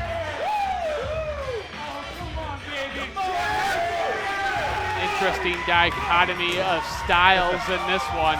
That's for damn sure. And really, any match is going to personify what live pro wrestling will bring the fans. It is this one here, DJ. I think so indeed, with the contrast and with the fact that you have four competitors of various levels in their careers, but all of them looking to break it to that next level respectively for each of these men. You look at a guy really relatively young in his career, in Devin Monroe tonight. If he can pick up a victory in this fatal four-way, the sky is the limit to how far his star can go. Certainly agree with that statement. Enjoy that souvenir courtesy of Riley Jackson there, Jesse. It's not much of a t-shirt. He probably wanted back. Oh, the Hammer of Peace now. Oren Veit looking to get that out of the way before we officially start the bout. You know, I've never seen anyone successfully lift this hammer besides the Atomic Super Thunder Frog. Well, the technique has been exhibited countless times. Now Oren Veit's not going to be able to move that when he's got one knee down, and we're going to see Riley Jackson maybe. Wait a second. Oren Veit it helping is himself great to a headset. to be back on commentary with you. It has been so long. Don't think you're going to get another payoff now for doing color I for demanded double pay for this, guys. I am just here to have a good time. Now, wrestle. how about I'm already blown Why up. couldn't you have moved that Hammer of Peace? Look, that's a foreign object from a galaxy I'm not even aware. Mother. The guy who wrestles with glass, knives, light tubes, barbed wire is going to complain about foreign objects. I'm a wizard king, but I don't deal with interplanar dimensions. This thing came from another world. your alternative championship just hit the floor there. This is a crock of poo. A crock of poo. Fine. Okay, they want me back. They want me back. I'm getting triple as back. much as I'd rather have you do commentary with me, you got to get in there and compete. And I only told him that so he wouldn't stick glass in my eye. I don't really feel that strongly towards him. You know he has very sweaty ears. That's good. Action already hot and heavy in this fatal four-way. Riley Jackson in there right now with Devon Monroe. Jackson with that hammerlock. Of course, this is a little bit different than the pre-show scramble that we saw earlier. Of course, you have to tag in an individual to actually get into the match. It's a little bit different. Certainly right, and that could play a role. Waist lock, reversal. As our friend Oren Veit very, very kindly blocking our view of the match. As I said, very nice of Oren Veit to be blocking our view of the match, and he couldn't give two craps less. That's very nice. But Monroe now looking to capitalize on some of the offense here, that very unorthodox style that he has. Look at that. Nice takeover by the rookie from Minneapolis. A ball of electricity. Drops it out. Leapfrog by Monroe. Oh! Wait a second. Hey, if it works, it works. Riley Jackson favoring the lower mix. And Oren Veit now going right after Monroe. Now wait a second, I thought you said there needed to be a tag in order for Oren Veit to become leader. Well, apparently it's also lucha-style rules. I think the no disqualification part may come into control. And you talk about, wait a second now. And Super Thunder Frog now wants a little bit of the action. You want to try to explain this? It's 2019. Froggy's calling for more. I don't think Froggy has a gender. What does gender have to do with it? Or a preference. Jammed into the man's ass. No one should want to prefer that.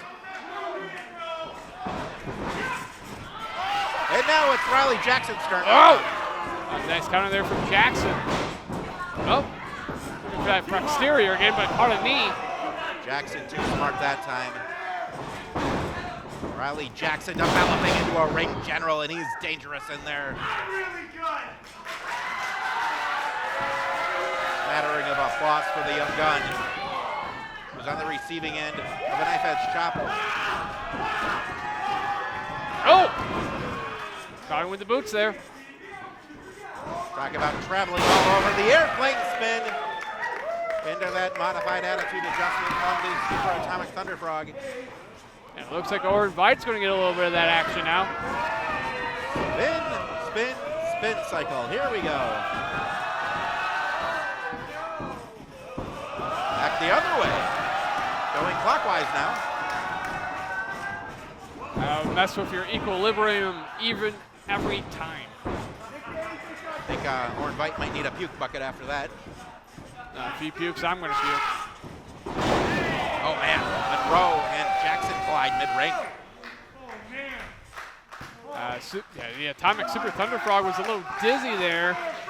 And all four men now down on the mat. Wowee, exclaimed by the Thunder Frog.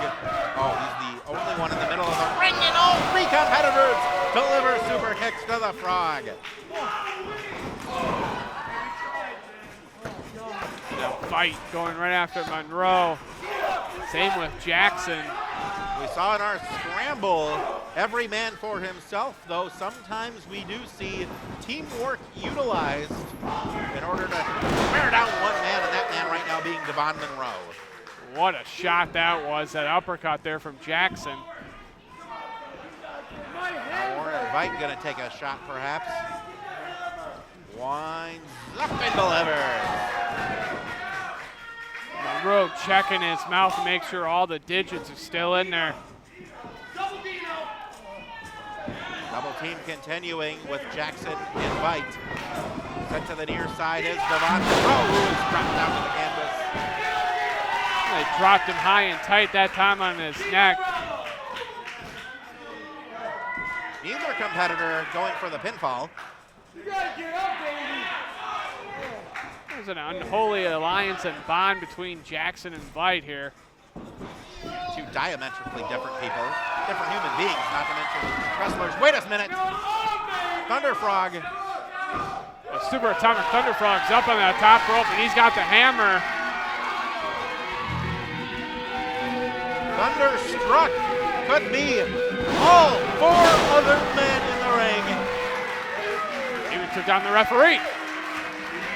Bart Feldman not immune to the effects of the Hammer of Peace being driven into the canvas here at the Minsky Theater.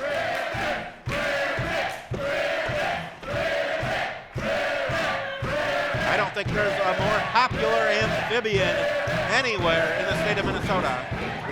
Vite, ooh, caught him with the forearm there. Blindsiding Atomic Super Thunder Frog. And Vite now looking to go high risk. Vite colliding on the outside of the ring in the aisleway with Devon Monroe. And look at Riley Jackson now. Jackson over the top. Throwing all caution to the wind. Riley Jackson connecting with Oren Vite. And there's one thing about Riley Jackson, everyone knows he does not like to be upstaged. If you can do it, he can do it better. Monroe now top rope. Monroe now. Throwing caution to the wind. Monroe completing that split with the Vite pin and the Jackson pin. It's a pretty hard split to pick up. Now take a good look again at Atomic Super Thunder Frog, who has that Hammer of Peace. Has all 3 opponents on the outside of the ring. Clark Feldman admonishing Frog, this could be very, very dangerous. You know, it looks like Frog, he might be thinking about throwing the hammer. Oh no. He just gave the hammer to the referee. Oh my God. They're not going to get up from that. Clark Feldman has been put through the ringer tonight with that situation earlier with Heavy Metal Lore, and with that hammer now, I don't know how he's ever going to be able to move ever again. It's going to take a miracle.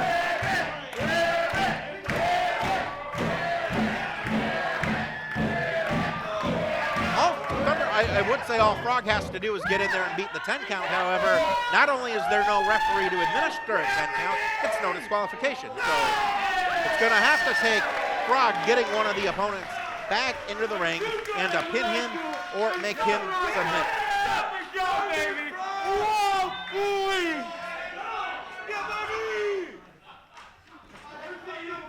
Main event here at Live Pro Wrestling, living up to the hype, and he going right after the ear of Oren Vite. That's hardcore. Doesn't get any more hardcore than Oren Vite. He can deliver punishment just as well as he can take it. A forearm smash to Oren Vite on a baseline level does not have the same effect as it has on your average competitor. Oh, they're up by the band now.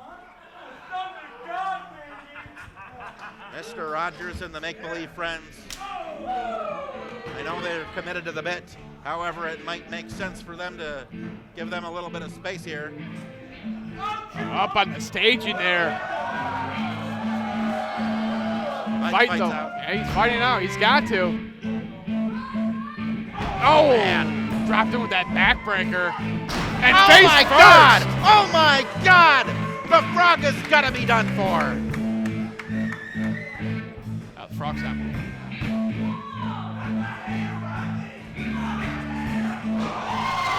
Riley and Monroe on the other side, still battling out. 360 dive off the ring apron. Devon Monroe continues up with a high-risk offense. I'm not sure that was the right time to pull that out. However, it was very, very effective. Ooh, Jackson what a shot. And just powers him right into the ring apron.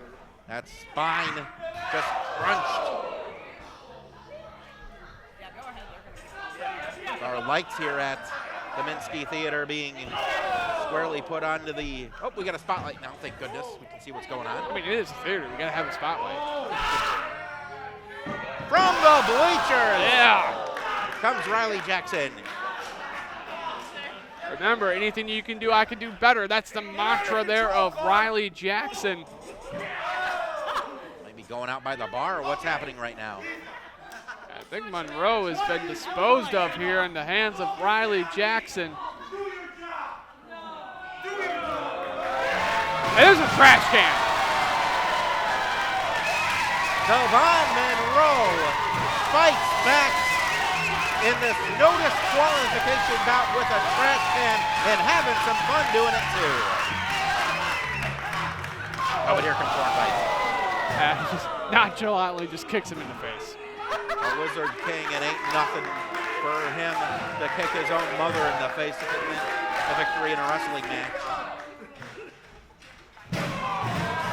And perhaps the mildest weapon Orin Vite's ever used inside of a wrestling match, that being a trash can.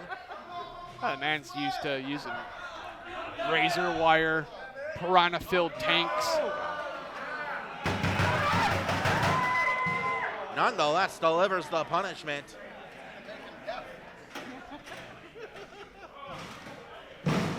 Hot pans. Hairpin cushions. Okay, I think we get the point, Jesse, as Riley Jackson. Now, wait a minute. Riley Jackson said he was going to clothesline him, and Orin Vite got in the way. And Riley Jackson's in the shopping cart. I don't know why there's a shopping cart at a theater. Why wouldn't there be?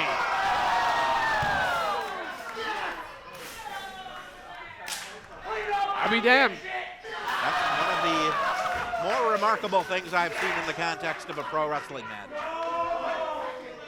I think we're going to need to clean up in aisle 5. Doing the deal. What the hell they got in mind here? I don't know if I want to know what the deal is, to be honest with you, Jesse. The deal doesn't look good for Devon Monroe, however. Boy, it looks like they're going to... Oh, they threw him up on a wall there. Into the GD wall here at the Minsky Theater goes Devon Monroe. Anyone know a good Union sheetrock guy? I think we might need to find one. Yeah, you won't see that in a rendition of Hamlet. Monroe outside of the equation as Froggy fights back against both Jackson and Vite.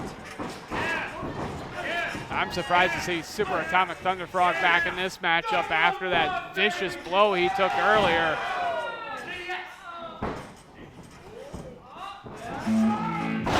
A double Northern Light suplex. The strike there from the Atomic Super Thunder Frog. Talk about guts of pro wrestlers. Don't know how many intestines that Super Thunder Frog has, or any frog for that matter. Those intestines just got stomped there. Dropped your face first. Carnage to another competitor on the wrestling scene. Driving double knees right into the chest there. Jackson for the cover. Remember, first pinfall here. Both men just pulling each other off. And they have to. You can't just stand there and watch the pinfall victory go to one of your opponents. Now they're just trading right hands. Sound of these shots. Could hear all the way on the north side. Both men with the same idea there with the double clothesline. And now neither man able to get in any type of advantage.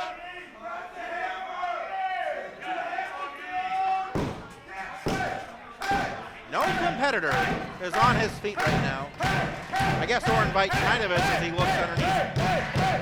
Oh man. Riley Jackson's already found some plunder underneath that ring. Couple steel chairs.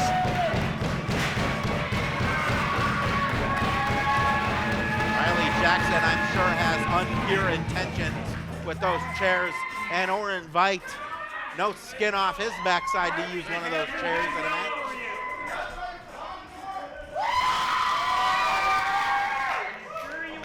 They both have chairs. Oh my God!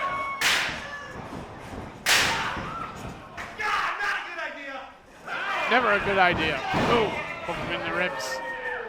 Oren Veit gets the first blow, but Jackson counters. The oddest form of fencing you will ever see.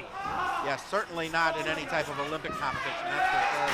Monroe there with a drop kick. I didn't think we would see Monroe again after he was drilled into that wall here at the Minsky Theater. Monroe now, the Irish whip, nice counter there from Veit. Oh, but Monroe was able to counter it. Innovative offense there. Very, very close near fall from Devon Monroe as the Frog now sees the advantage and wants to take it. Sending Monroe, no, Monroe reverses. Frog up and over. Leapfrog. Blue Thunder bomb in the middle of the ring. And Monroe kicks out at 2. Atomic Super Thunder Frog in the driver's seat. And the Froggy Splash, a trademark of this Thunder Frog.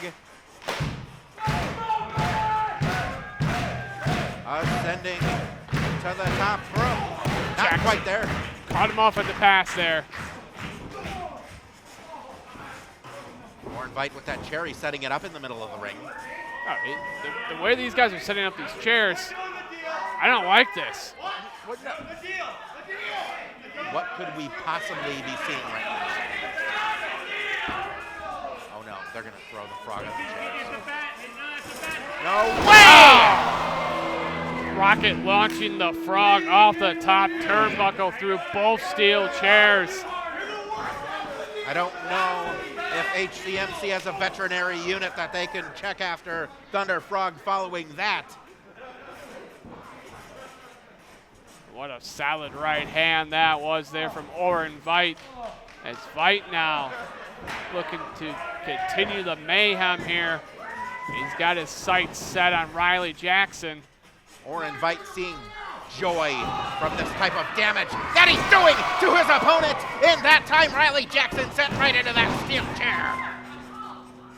Jackson just flopping around like a dead fish. Oren Veit is one sick son of a bitch.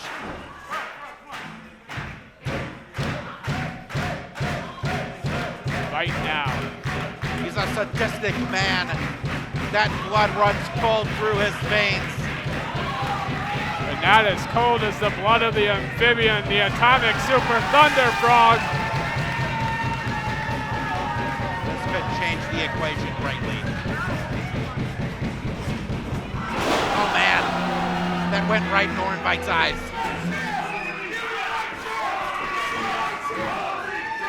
He just threw that chair right in his face.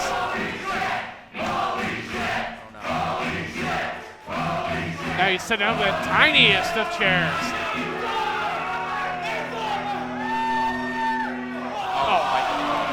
No disqualification as we made clear. Low blow to the lily pad.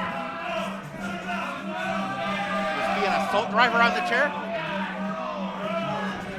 Indeed it is! Yeah, absolutely nasty. And somehow, the Frog kicks out.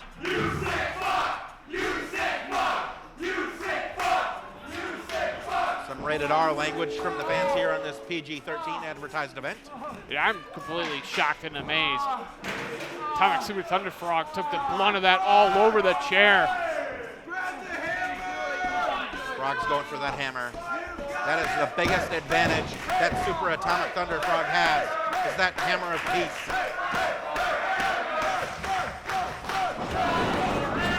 Fight. Missed. Oh, there it is. Now he's stuck in the corner. Oren Veit has been equalized.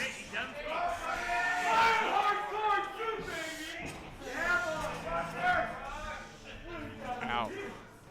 Atomic Super Thunder Frog looking for someone underneath the ring here. Oh no.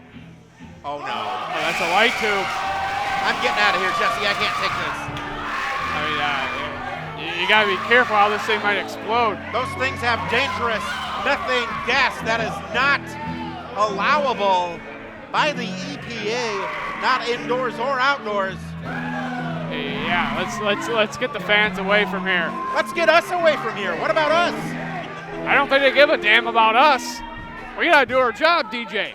Oh, I don't know if I get paid enough from this. I might need to reach out to Terry Spielberg to see if I get damage pay. Oh, come on. Doesn't the state cover your health? Let's not go there right now as Oren Veit has the hammer of peace. He's looking to go coast to coast. Super Thunder Frog is on the top turnbuckle. I'm nervous as hell right now. Coast to coast. Oh my God! Oh my God! Oh my God! That light tube exploding all over the chest of Oren Veit. Oren Veit's done for. Riley Jackson with a stop sign. My God, they're putting this light tube right next to me. Death Valley driver in the corner. Thunder Frog's got to be done now. Those shards of glass scattered all over the canvas. Monroe with a kick there on Jackson. Monroe with the Irish whip. Jackson with the Buddha. Pretty much down to these two men. Riley Jackson into the buckle. Go behind. Super kick from Jackson. Oh, what a discus forearm that was. That forearm just rocked me from over here. That rolling Death Valley driver. Well, misses the knee. Monroe hit it. 1, 2, 3. That's it. And Monroe wins the matchup. A fatal four-way. Unbelievable victory, Jesse.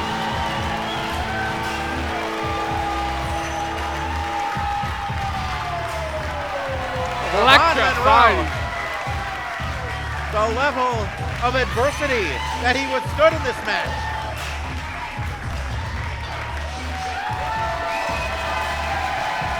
Double team power bombed into the wall.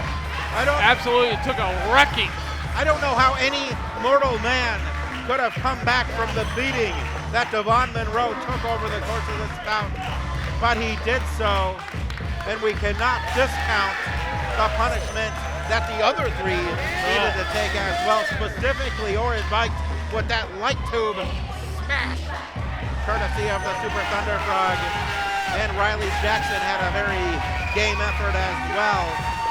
The night, though, at the Minsky Theater belongs to Devon Monroe in a huge victory here to conclude the live pro wrestling show. And what an event live pro wrestling was here tonight. That's damn right, this is wrestling. Live pro wrestling.